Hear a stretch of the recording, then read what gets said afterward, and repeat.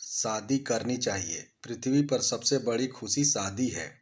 दार्शनिक सुकरात के कई शिष्य थे। उनमें से एक शिष्य इस पसोपेश में था कि उसको शादी करनी चाहिए या नहीं। उसने अपने मित्रों, रिश्तेदारों, सगे संबंधियों, परिचितों और बुजुर्गों सभी से अपने अपने ढंग से सलाह ली। किसी ने कहा कि शादी कर लेना और घर बसा लेना, इससे जीवन व्यवस्थित हो जाएगा।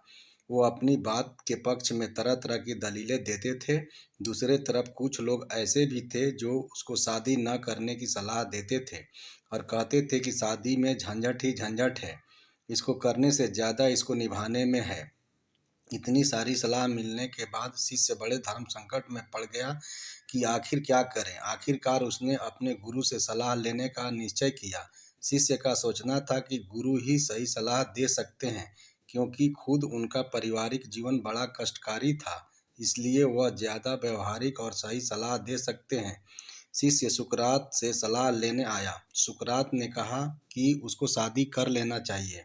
शिष्य यह सुनकर बहुत हैरान हुआ और उसने कहा कि आपका पारिवारिक जीवन तो ठीक नहीं है और आपकी पत्नी भी बहुत झगड़ालू है और उसने आपका जीवन दुर्लभ कर दिया है, फिर भी आप मुझको शादी करने की सलाह दे रहे हैं। सुकरात यह सुनकर मुस्कुराए और कहा कि यदि तुम्हें शादी के बाद अच्छी पत्नी मिल गई तो तुम्हारा जीवन संवर जाएगा, क्योंकि वह तुम्हारे जीवन में खुशियाँ लाएगी और उन खुशियों की बदौलत तुम सफलता के नित नए सपनों को छुओगे।